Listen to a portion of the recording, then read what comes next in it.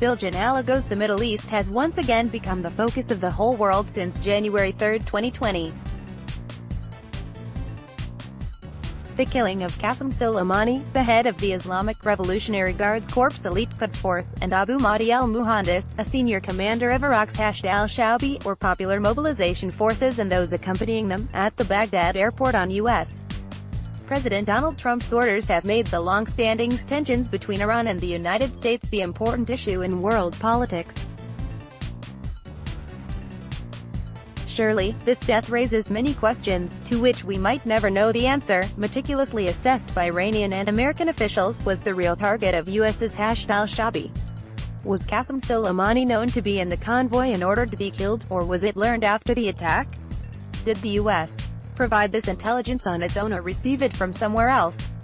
And if it received the intelligence from elsewhere, was the U.S. misled? Another question lingering on everybody's minds is, so, what now? In order to answer this, we must understand how the current phase has been reached and what the parties expect from each other. The decision of the U.S.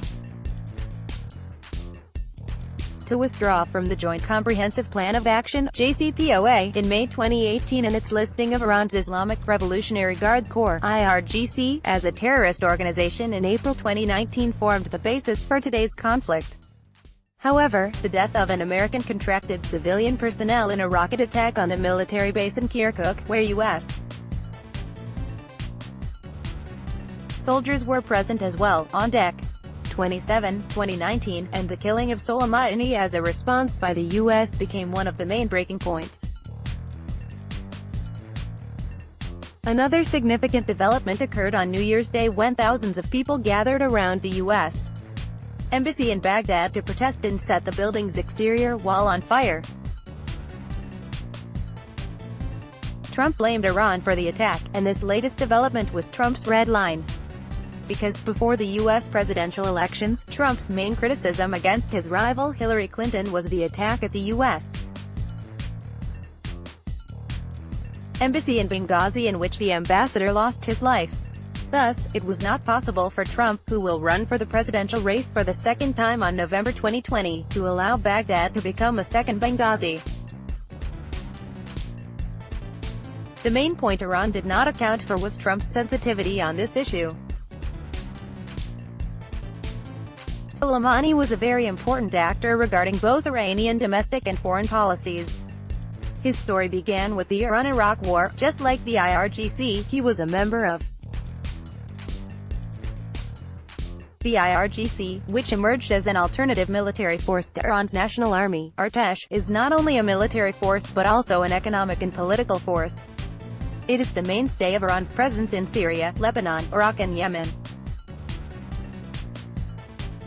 The fact that Soleimani was the soldier who led the operations in all these countries led him to receiving the Medal of Honor, the Order of Zulfikar, for the first time in the 40-year-long history of the Islamic Republic of Iran. If Soleimani, whose name came up for the upcoming presidential elections of Iran in 2021, had lived and run for office, he would have become the first Iranian president of military origin. Therefore, his death is a very important development for Iran. The official rhetoric and ideology of the Islamic Republic of Iran are based on the Twelver Shi'ism. Thus, symbolism in the culture of pain based on Shiite belief is very pronounced. The picture we have been seeing after Soleimani's death clearly demonstrates this. His funeral was taken to Iraq's Samarra, Azimine, Najaf and Iran's Mashhad, where the shrines of the 10th and 11th, 7th and 9th, 1st and 8th Imams are located, respectively. Meanwhile, the most chanted slogan was, Hayhat min al-Zilla, meaning, woe unto the wretched, in English. Imam Hussein, the third Imam of the Twelver Shiite Islam, said to Umar ibn Sa'ad Waqas, Ubaydullah wants me to choose between the wretched and the sword, but woe unto the wretched, referring to Ubaydullah ibn Ziyad, the governor of Kufa. Here, a link was drawn between Ubaydullah and Trump, and Soleimani has been associated with Imam Hussein. Another attention-grabbing point is that, for the first time since the Islamic Revolution, a red flag of revenge has been raised over the Holy Dome Jamkar Mosque near Qom.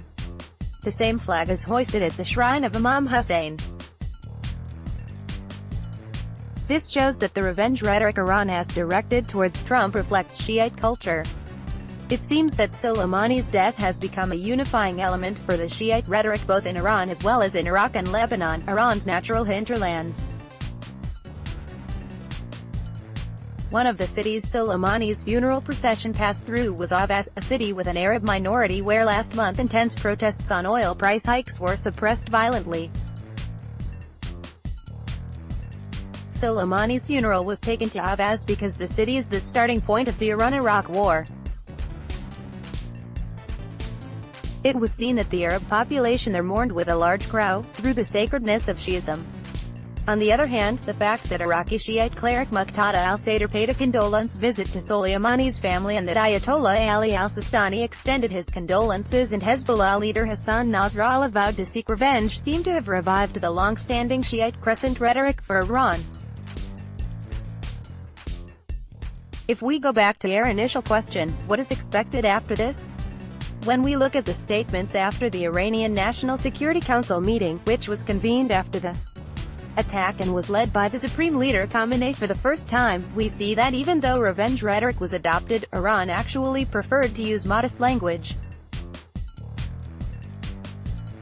One of the key developments was Iran's decision to suspend all its commitments in the JCPOA, a sign that Iran would engage the factor of deterrence. It is much more likely that Iran will make some moves through proxy forces instead of directly attacking the United States.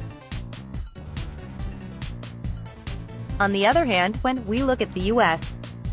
front, Trump's rhetoric is remarkable. In his statement regarding the attack, Trump has repeatedly stated that he is not seeking nation-building or regime change in Iran and is open to negotiation. As a matter of fact, his posts on Twitter are rather meaningful. By saying, Iran never won a war but never lost in negotiation, he hinted that he is up for becoming the first leader who will make Iran lose at the table via negotiations. Trump is not an ordinary profile for a president. The messages he gives over Twitter make him draw an image between being a popular culture celebrity and a president. However, he is not an unpredictable president whose ideas are changeable. On the contrary, when we look at both his domestic policy priorities and foreign policy vision, it is clear that he has acted in line with the strategy followed since his campaign period. Although it is no surprise that Iran is his target, his main goal is to sit at the negotiating table with Iran. Iran, which has great economic difficulties and whose military capacity is limited compared with the U.S., will not risk directly entering a close combat with the U.S.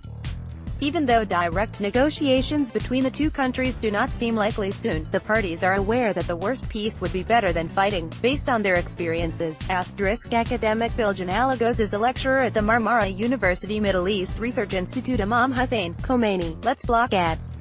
Why?